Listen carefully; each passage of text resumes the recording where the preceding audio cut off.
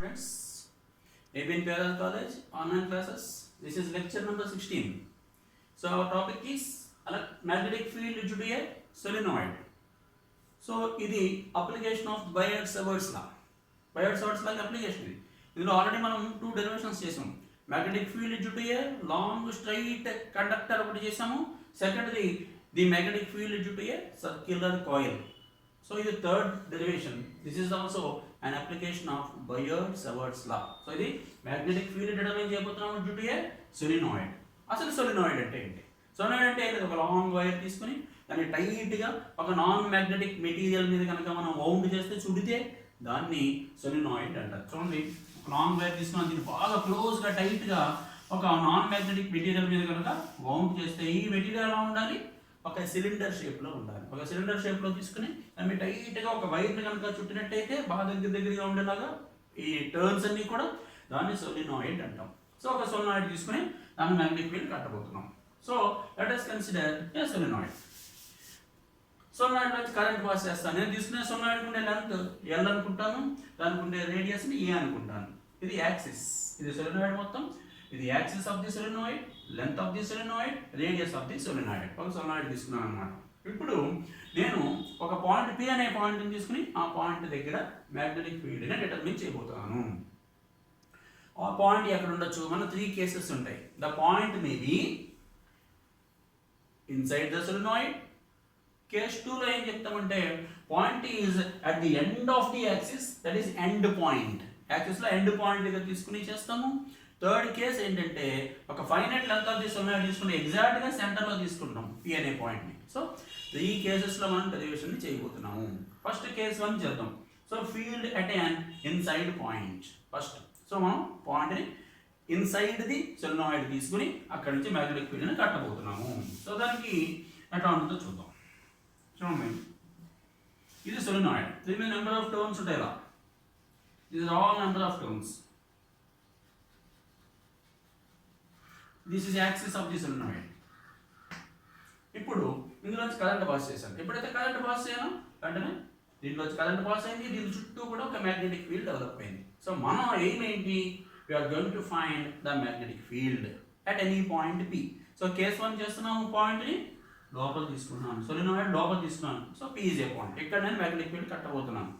So దానికి ఏం చేస్తున్నాను? నేను ఈ సోలినాయిడ్ మొత్తం ప్రకారం ఒకేసారి కట్టలేను కాబట్టి సోలినాయిడ్ని చిన్న చిన్న ఈక్వి డిస్టెంట్ నేరో కాయిల్స్ కింద డివైడ్ చేస్తున్నాను. So let us divide the whole solenoid into narrow equi distant coils.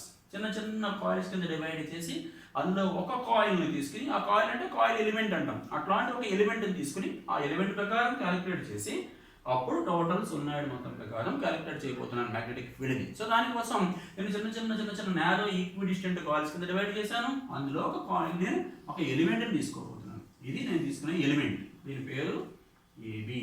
దీనికి ఎంతో విడ్త్ ఉంటుంది కదా, దీన్ని డిఎక్స్ అంటాను. సో నేను తీసుకునే పాయింట్ పి. ఇది ఈ కాయిల్ ఉండే సెంటర్ నుంచి ఎక్స్ అనే డిస్టెన్స్లో ఉంటుంది. ఈ లెంత్ ఏమో సోలినాయిడ్కి ఎల్, ఏమో రేడియస్. సో ఇక్కడ నుంచి ఇక్కడ దాకా ఈ డిస్టెన్స్ని రేడియస్ అంటాం. ఇప్పుడు ఈ పి అనే పాయింట్ ఇక్కడ నుంచి జాయిన్ చేయండి. సో ఇక్కడ చిన్న యాంగిల్ ఫామ్ అయింది చూడండి, దిస్ ఈజ్ డి థీటా. అలాగే నేను తీసుకున్న ఈ పాయింట్ పి మన ఎలిమెంట్ నుంచి స్మాల్ ఆర్ అనే డిస్టెన్స్లో ఉంది. So small R is the distance from the point P to the coil. So PA అయినా స్మాల్ ఆరే, పిబి అయినా స్మాల్ ఆరే. ఎందుకని చిన్న ఎలిమెంట్ ఇది. ఒకే డయాగ్రామ్లో చూపించడం కోసం పెద్ద కింద చూపించాం, కానీ this is very small element. దీనికి విడ్త్ ఎంత? డిఎక్స్. సో ఇక్కడ నుంచి ఒక పర్పెండిక్యులర్ గీస్తున్నాను ఏ నుంచి, దీన్ని సి అన్నాం. ఈ యాంగిల్ డి థీటా చిన్న యాంగిల్, అలాగే ఈ యాంగిల్ని థీటా అంటాం. ఈ యాంగిల్ థీటా అయితే ఈ యాంగిల్ కూడా థీటా అవుతుంది. చూడండి, ఒక లైన్ ఇట్లాగా. ఇప్పుడు మనకి ఈ యాంగిల్ కనుక థీటా అయితే చూడండి ఇలా లైన్ ఉంది. ఈ యాంగిల్ కనుక థీటా అయితే ఇది కూడా థీటా అవుతుంది. సో ఈ యాంగిల్ థీటా అయితే ఇది కూడా థీటా అవుతుంది. So this also theta. ఇప్పుడు నేను మ్యాగ్నెటిక్ ఫీల్డ్ని కట్టబోతున్నాను. ఇది కట్టాలంటే దీనికి ముందుండే ప్రీవియస్ డెరివేషన్ కూడా యూజ్ చేసుకుంటాను. ప్రీవియస్ డెరివేషన్లో ఏం చెప్పాం మనం? Magnetic field to a circular coil carrying current అని చేసాం. ఒక సర్క్యులర్ కాయిల్ నుంచి కనుక కరెంట్ పాస్ అవుతుంటే మ్యాగ్నెటిక్ ఫీల్డ్ కి ఎక్స్ప్రెషన్ మనకి తెలుసు. ఇదంతా ఎలిమెంట్ ఎలా ఉంది, అన్ని కూడా నెంబర్ ఆఫ్ టర్న్స్ కదా మనం తీసుకున్నది, ఇది ఎలిమెంట్. ఇందులో కూడా బోర్డ్ నెంబర్ ఆఫ్ టర్న్స్ ఉంటాయి. సో ఒక సర్క్యులర్ కాయిల్ తీసుకుంటే దానికి ఫార్ములా ఏంటి, దీనికి ముందు డెరివేషన్ లో చేసాం. Magnetic field to a circular coil carrying current లో magnetic field is equal to mu naught n I a square by 2 into a square plus x square whole power 3 by 2. ఎప్పుడు అందులో small n అనే number of turns ఉంటాయి. So ఇప్పుడు మనం తీసుకునే element కి width ఎంత dx. సో ఇందులో ఎన్ని నెంబర్ ఆఫ్ టర్న్స్ ఉంటాయి, n into dx. So if n is the number of turns per unit length తీసుకుంటే అందులో ఉండే నెంబర్ ఆఫ్ టర్న్స్ కనుక స్మాల్ n అయితే మనం తీసుకున్న కాయిల్ కి ఈ ఎలిమెంట్ కి ఉండే లెంత్ ఎంత dx. సో dx లెంత్ లో ఎన్ని టర్న్స్ ఉంటాయి, n into dx. సో ఇక్కడ నెంబర్ ఆఫ్ టర్న్స్ ఏమవుతాయి అనమాట, n కాదు, మనం తీసుకున్న ఈ ఎలిమెంట్ లో ఉండే number of turns n into dx కాబట్టి మన ఫార్ములా ఏమవుతుంది అనమాట, n into dx. సో మనం ఏం చేయబోతున్నాం, చిన్న ఎలిమెంట్ తీసుకొని కట్టబోతున్నాం మ్యాగ్నెటిక్ ఫీల్డ్ ని. అందుకని ఇది చిన్న ఎలిమెంట్ ప్రకారం కడుతున్నాం కాబట్టి db అన్నాం. సో ఈ ఎలిమెంట్ ప్రకారం కట్టి ఇంటిగ్రేషన్ చేసి b అంటాం. సో చిన్న ఎలిమెంట్ కాబట్టి db is equal to mu naught ni a square by 2 into a square plus x. అన్ని కూడా చూపించాం, x అంటే ఏంటి, ఏంటి అన్ని కూడా. ఇదే డయాగ్రామ్ ఇక్కడ పెద్దదిగా వేసాం చూడండి. ఇందులోంచి ఇప్పుడు యాంగిల్స్ చూడండి, మనకి యాంగిల్ BPO చూడండి, BPO ఇది యాంగిల్ థీటా. అట్లాగే యాంగిల్ APC చూడండి, APC ఇది చిన్న యాంగిల్ d థీటా. అట్లాగే యాంగిల్ ABC ఇది ABC ఇక్కడ చేసే యాంగిల్ థీటా. ఈ యాంగిల్స్ అన్ని కూడా చూడండి. ఇప్పుడు నేను dx వాల్యూని కట్టబోతున్నాను. dx వాల్యూని కట్టి ఇందులో సబ్స్టిట్యూట్ చేయబోతున్నాను అనమాట. సో దానికోసం ఏం చేద్దాం, కొన్ని ట్రయాంగిల్స్ తీసుకుందాం. మనం ఏ ట్రయాంగిల్ తీసుకున్నాం, ఇప్పుడు ఈ ట్రయాంగిల్ తీసుకున్నాం APC. సో ట్రయాంగిల్ APC ఇందులోంచి sin d theta is equal to sin d theta అంటే అర్థం ఏంటి చూడండి, opposite side by hypotenuse. Opposite side అంటే AC బై హైపోటెన్యూస్ అంటే PA. P అంటే డిస్టెన్స్ ఎంత, స్మాల్ r. సో ఇందులోంచి AC is equal to r into sin d theta. మనకు తెలుసు థీటా కనుక చిన్న వాల్యూ ఉంటే, థీటా కనుక చిన్నదైతే sin theta is equal to theta. ఇక్కడ మన angle d theta. d theta is very small. So sin d theta becomes d theta. So AC is equal to r into d theta. ఇది AC value. AC value ఇంకో రకంగా కడదాం. ఈ triangle తీసుకున్నాం, ACB తీసుకున్నాం. So triangle ACB sin theta is equal to opposite side by hypotenuse అంటే AC by AB. AC by AB అంటే AC is equal to AB into sin theta. AB అంటే ఎంత ఇక్కడ dx. So dx into sin theta. ఈ రెండు equations మనం చూడండి, ఇది AC, ఇది కూడా AC. సో ఈ రెండింటిని ఈక్వేట్ చేద్దాం. లెఫ్ట్ హ్యాండ్ సైడ్స్ ఈక్వల్ కాబట్టి we can equate right hand side terms also. So dx sin theta is equal to r into d theta. So that implies dx is equal to r into d theta by sin theta. So dx is equal to r d theta by sin theta. ఈ dx value తీసుకొచ్చి ఇక్కడ substitute చేయబోతున్నాం. mu naught ni a square by 2 into a square plus x square. ఈ triangle తీసుకోండి PBO. ఈ triangle లో చూడండి right angle triangle. ఇందులో నుంచి హైపోటెన్యూస్ స్క్వేర్ అంటే r square is equal to a square plus x square. So r square is equal to a square plus x square. Right angle triangle PBO ఇందులో నుంచి. So a square plus x square తీసేసి మనం r square right, r square whole power 3 by 2 into ఇప్పుడు dx value substitute చేయబోతున్నాం, r d theta by sin theta.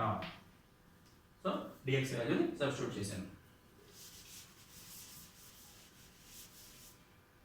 ఇక్కడ r square whole power 3 by 2 అంటే 2 get cancelled. So ఇది ఏమవుతుంది, r cube అవుతుంది. So this becomes r cube. ఇక్కడ చూడండి r ఉంది, r cube ఉంది. సో కింద r square అవుతుంది. సో మన ఈక్వేషన్ ఏంటి, mu naught ni a square by 2r square into d theta by sin theta. అంటే చూడండి ఇప్పుడు a square by r square అంటే ఏంటి చూద్దాం. మనకి ఈ ట్రయాంగిల్ తీసుకుందాం BPO.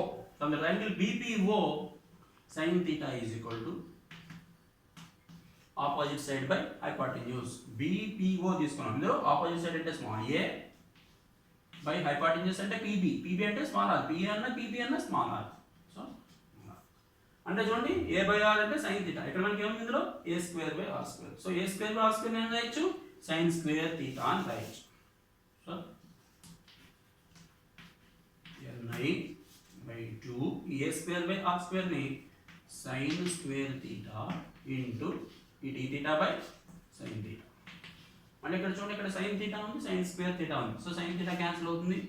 So is equal to mu naught ni by 2 into sine theta d theta. So ఇది మనకి dB వాల్యూ. అంటే చిన్న ఎలిమెంట్ తీసుకుని చిన్న ఎలిమెంట్ ప్రకారం నేను క్యాలిక్యులేట్ చేశాను.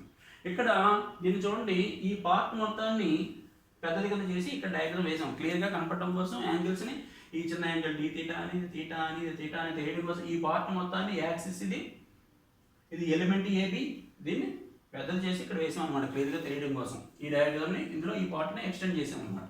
సో ఏమొచ్చింది మనకి చిన్న ఎలిమెంట్ తీసుకుంటే ఎలిమెంట్ ప్రకారం మ్యాగ్నెటిక్ ఫీల్డ్ వచ్చింది. సో మనకేం కావాలి మొత్తం సొలినాయిడ్ మొత్తం ప్రకారం కావాలి మ్యాగ్నెటిక్ ఫీల్డ్ అనేది. సో దానికోసం ఏం చేద్దాం ఇంటిగ్రేషన్ చేద్దాం. So let us integrate this equation. So integral dB is equal to so integration చేస్తున్నాను. Integral dB is equal to integral mu naught ni by 2 into sin theta d theta. So is equal to mu naught ni by 2 into integral dB అంటే b. b is equal to mu naught ni by 2 into integral sin theta d theta. sin theta కి integration చేస్తే ఏమొస్తుంది minus cos theta. So ఇప్పుడు limits apply చేయాలి. ఎక్కడి నుంచి ఎక్కడి దాకా ఇంటిగ్రేషన్ చేయాలి చూడండి. ఇది యాక్సిస్ ఇది p అనే పాయింట్. సో ఈ సొలినాయిడ్కి ఫస్ట్ టర్న్ని లాస్ట్ టర్న్ని జాయిన్ చేయండి. జాయిన్ చేస్తే ఇక్కడ యాంగిల్ ఫామ్ ఏం చూడండి దిస్ ఈస్ θ1. ఈ యాంగిల్ని θ2 అన్నాం. సో ఎక్కడ చెప్పడానికి ఇంటిగ్రేషన్ చేయాలి θ1 నుంచి θ2. Where θ1 and θ2 are the angles made by the first turn and last turn of the solenoid at the point P. P దగ్గర ఫస్ట్ టర్న్ని లాస్ట్ టర్న్ని కనుక జాయిన్ చేస్తే అక్కడ చేసే ఈ సెమీ వర్టికల్ యాంగిల్స్ని θ1 θ2 అంటాం. సో మనం ఎక్కడి నుంచి ఎక్కడ దాకా ఇంటిగ్రేషన్ చేయాలి మొత్తం సొలినాయిడ్ మొత్తం ప్రకారం కావాలి కాబట్టి P ఎక్కడ తీసుకున్నా ఫస్ట్ టర్న్ నుంచి లాస్ట్ దాకా మనం ఇంటిగ్రేషన్ చేయాలి. So that's why we are integrating it from θ1 to θ2. So integration చేద్దాం. mu naught ni by 2 into sin theta కి ఇంటిగ్రేషన్ చేస్తే minus cos theta from θ1 to θ2. So mu naught ni by 2 into upper limit minus lower limit అంటే minus cos theta 2 minus of minus cos theta 1 అంటే plus cos theta 1. అంటే మనకి ఏమొచ్చింది అన్నమాట ఇప్పుడు formula b is equal to mu naught ni by 2 into cos theta 1 minus cos theta 2. ఇది మనకు వచ్చిన ఫైనల్ ఈక్వేషన్. ఇప్పుడు మనం కేస్ 1 చేస్తున్నాం. కేస్ 1 లో మనకి θ1 అంటే ఏంటి θ2 అంటే ఏంటి మనం అప్లై చేయబోతున్నాం. ఇప్పుడు కేస్ 1 అంటే అర్థమైంది మనం ఏం చేస్తున్నాం the point P is inside the solenoid, well inside the solenoid. ఈ పాయింట్ కనుక బాగా లోపల కనుక ఉన్నట్టయితే చూడండి ఈ P అనే పాయింట్ బాగా లోపలికి ఉంటే బాగా లాంగ్ సొలినాయిడ్. ఈ P ఇలా వెళ్ళే కొద్ది చూడండి యాంగిల్ ఏమవుతుంది θ1 దీనికి యాక్సిస్కి టచ్ అవుతూ ఉంటుంది. అంటే θ1 ఈజ్ ఈక్వల్ టు 0 degrees అవుతుంది. సో ఎప్పుడైతే ఇది దీనికి టచ్ అవుతూ ఉంటుంది అది ఏమవుతుంది ఇది వచ్చి ఈ చివరికి అంటే ఇది ఈ యాక్సిస్ని టచ్ అవుతుంది. అంటే θ2 ఈజ్ ఈక్వల్ టు మనకి ఏమవుతుంది అనమాట 180 degrees అంటే π. సో θ1 అంటే చూడండి when the point P is well inside the solenoid then this is touching the axis. Similarly this is also touching this axis. So θ1 becomes 0, θ2 becomes ఇక్కడ నుంచి ఇక్కడ దాకా కదా సో ఇక్కడ టచ్ అవుతుంది. So θ2 is equal to 180 degrees. So substitute చేద్దాం. mu naught ni by 2 into cos θ1 cos 0 minus cos 180 cos π అంటే cos 0 అంటే 1 minus cos 180 అంటే minus 1. So 1 minus of minus 1 1 plus 1 అంటే 2 ఈ 2 క్యాన్సిల్ అయిపోతుంది. సో అంటే ఏమొస్తుంది అన్నమాట not in I. So this is the first case. So the magnetic field at a point P, which is well inside the solenoid, is given by B is equal to mu naught in I. So the first case. Second case, when the point P is at the end of the axis of a long solenoid. ఈ P అనే point బాగా చివరి ఉంది అనుకున్నాం. ఈ axis end లో ఉంది. Axis end లో ఉంటే మనకి ఏమవుతాయి, θ1 θ2 మొత్తం చేంజ్ అవుతూ ఉంటాయి. సో θ1 ఏమవుతుంది, ఈ పాయింట్ ఇట్లా అప్రోచ్ అవుతూ ఉంటే చూడండి ఎట్లా ఉంది. ఇక్కడికి అప్రోచ్ అవుతూ ఉంటే ఇది ఏమవుతుంది, ఇక్కడికి వస్తే ఈ పాయింట్ స్ట్రైట్ లైన్ అయిపోతుంది. ఈ యాక్సిస్ ఏమవుతుంది, ఇలా వెళ్ళే కొద్దీ స్ట్రైట్ లైన్ అవుతుంది. అంటే ఇట్లా అవుతుంది. అంటే θ1 ఏమవుతుంది 90 degrees అవుతుంది. θ2 అంటే ఏమవుతుంది, ఇక్కడ నుంచి ఇక్కడ దాకా కదా 180 degrees అవుతుంది. So case 2. Case 2 the magnetic field be at an end point of the axis. End point of the axis. So here θ1 is equal to 90 degrees and θ2 is equal to pi అంటే 180 degrees. So వీటిని మళ్ళీ substitute చేద్దాం ఇందులో. ఇది main equation మనకి. So B is equal to mu naught Ni by 2 into cos θ1 అంటే cos 90 degrees minus cos 180. So is equal to mu naught Ni by 2 into cos 90 అంటే 0 minus cos 180 అంటే minus 1. So 0 minus 1 అంటే plus 1. So mu naught Ni by 2 into 1. So formula అవుతుంది mu naught Ni by 2. So this is the second case. So this is the magnetic field due to an end point on the axis. So this is case 2 అంటాం. Case 3 కి వెళ్దాం. Case 3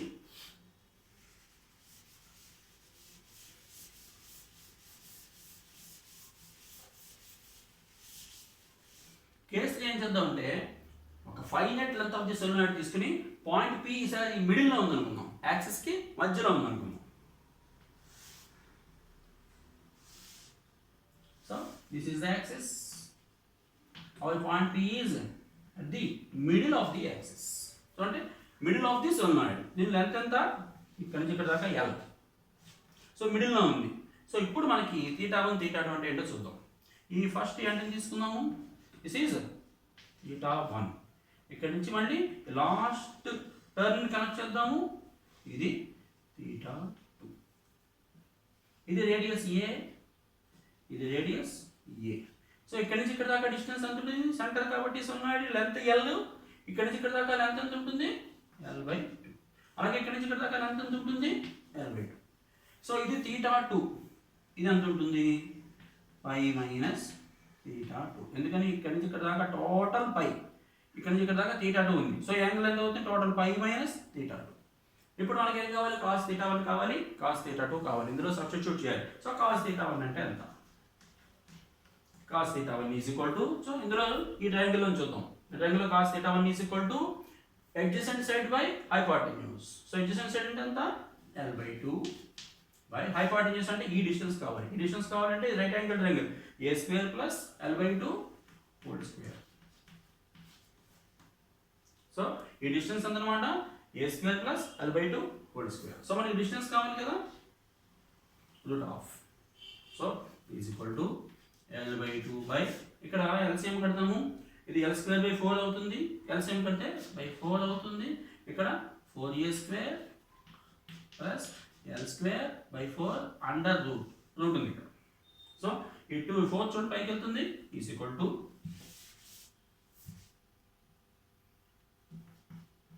L/2 by root of 4a² plus L². ఈ 4 పైకి వెళ్తుంది, ఇక్కడికి వస్తే route లో ఉంది కాబట్టి 2 అవుతుంది, 2 పైకి వెళ్తుంది. So 2 get cancel. So formula అవుతుంది మనకి L/root of 4a² plus L². So ఇది cos θ1 వాల్యూ. cos θ2 చూద్దాం. cos θ2 అంటే ఇందులో తీసుకోవాలి. ఇందులో తీసుకుంటే మళ్ళీ ఏమవుతుంది, ఇక్కడ యాంగిల్ ఎంత, cos π మైనస్ θ2. cos π మైనస్ θ2 అంటే ఈజ్ ఈక్వల్ టు మళ్ళీ ఏమవుతుంది, adjacent side by hypotenuse. adjacent side అంటే L/2 బై hypotenuse అంటే మళ్ళీ ఇది కావాలి. ఈ డిస్టెన్స్ అంటే a² ప్లస్ మళ్ళీ ఇదే సేమ్ అంటే రూట్ ఆఫ్ ఏమొస్తుంది అనమాట, మొత్తం ఫార్ములా కడితే L/root of 4a² plus L². ఇది cos pi minus theta 2 అంటే minus cos theta 2, cos 180 minus theta, so minus cos theta, so minus cos theta తీసుకోండి. ఇప్పుడు cos theta 1 వాల్యూ తెలుసు, cos theta 2 వాల్యూ తెలుసు. Now we are going to substitute these two values in this equation. So not ni by 2 into cos theta 1 అంటే L by root of 4a square plus L square. So minus అంటే మళ్ళీ ఇక్కడ చూడండి minus cos theta 2 అంటే cos theta 2 minus half so minus into minus plus L by root of 4a square plus L square. So we substituted the values of cos theta 1 and cos theta 2. So access the mu naught ni by 2 into, so on the LCM root of 4a square plus L square. So L plus L and 2L. So 2 get cancelled.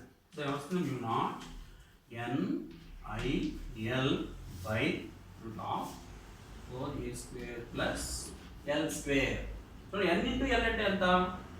Number of turns per unit length is smaller. So the total length ఎంత L. So NL అంటే అర్థం ఏంటి? Total number of turns in the solenoid. Unit length లో ఉండే number of turns n. Total length L length లో ఉండే number of turns n into L. దీన్ని ఏమంటాము? Kaplan. So Kaplan is the number of turns of the whole solenoid. So n into L తీసేసి Kaplan n రాయొచ్చు మనం. Not I small n into L ని Kaplan by root of 4a square plus L square. So this is the magnetic field B due to the point P which is exactly at the center of a finite solenoid of length L. So we completed case 1, case 2, case 3 and we got the value of magnetic field capital B due to the whole solenoid. So this is our derivation. This is also one of the application of Biot-Savart's law.